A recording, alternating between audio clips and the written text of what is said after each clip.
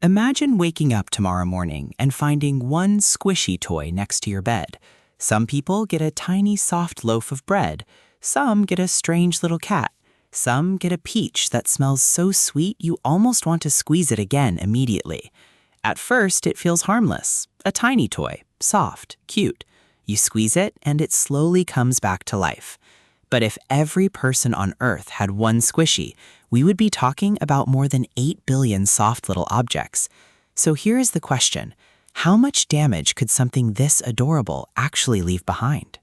Squishies are interesting because they do not work like normal toys. They do not win with loud sounds. They do not win with flashing lights. They do not win with complicated rules. They win with touch. Your fingers press down. The surface collapses slowly. Then it rises back up, almost as if nothing happened. The human brain likes that because it gives you the feeling that you can control one small thing. In a world that moves too fast, with notifications, unfinished work, bad news, and noise everywhere, squeezing one soft object can feel like a tiny pause button. It tells your brain, wait, this one thing still responds to me. That is why stress toys became popular.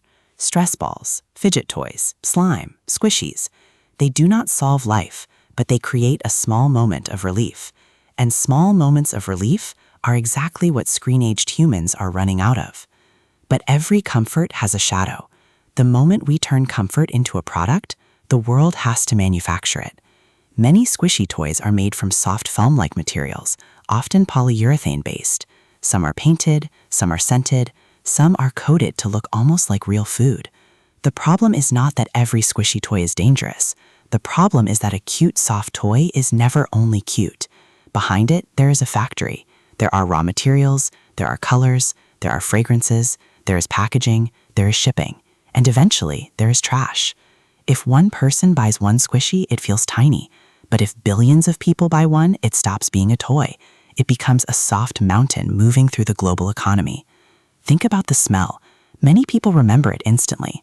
Sweet fruit, fake bread, candy, that strange new factory scent.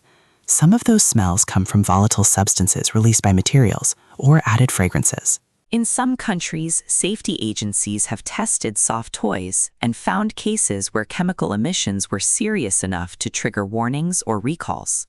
That does not mean every squishy is immediately harmful, but it does mean that cute objects still deserve boring questions. What is it made of? Is it safe for very young children? Does it smell unusually strong? Has it passed toy safety standards? For an adult, a squishy might just be something on a desk. But for a small child, a soft, colorful, sweet-smelling object that looks like food can become something they want to bite. That is where cuteness becomes complicated. A toy that looks like a snack needs more caution than a toy that looks like a rock, because children do not always separate products from food as clearly as adults do.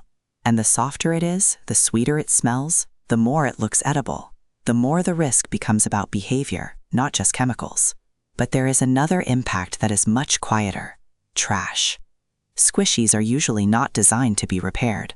When they tear, when the surface gets sticky, when dust collects, when the smell fades, when the owner gets bored, they usually do not go to a repair shop. They go to the bin. And many soft toys are not easy to recycle. They can be made from mixed materials: foam, paint, fragrance, coatings, small parts, plastic wrapping, bags, boxes. They do not enter recycling systems as cleanly as a clear plastic bottle. They often become ordinary waste. Now return to the opening image. 8 billion people, one squishy each. Even if each toy weighs only a few dozen grams, together they become an enormous amount of material. But the weight is not the most important part. The most important part is the idea, because squishies are a perfect example of many modern products. They are not made to be used for years. They are made to create a feeling immediately. We buy them because they are cute, because they photograph well, because squeezing them feels good, because they make one stressful day feel a little lighter. Then the brain gets used to them. The thing that once felt new starts to feel normal. So we want a new color, a new scent, a new shape, a new limited edition. This is a very soft trap.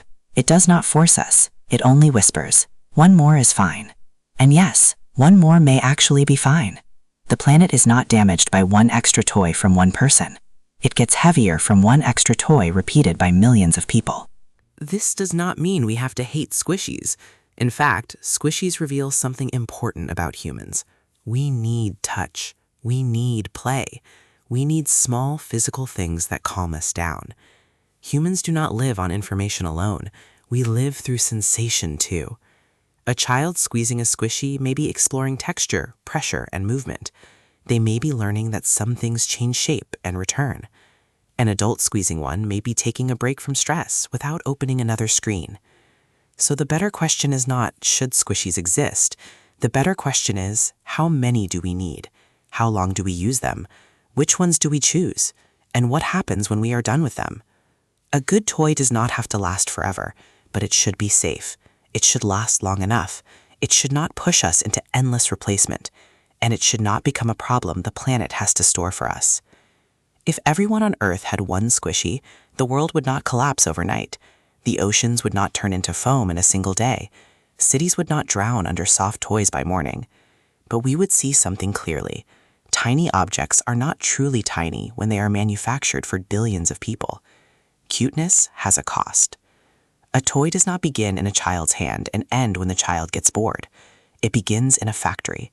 It moves through shops, through phone cameras, through our feelings, and finally, into waste. Maybe what squishies reveal is not only that we like soft things. Maybe they reveal how badly modern humans want comfort. So badly that sometimes we are willing to build soft mountains of trash just to let our hands rest for a few seconds. In the end, one squishy may not be the problem. The real question is, are we squeezing it to calm ourselves down, or are we quietly squeezing the planet without noticing?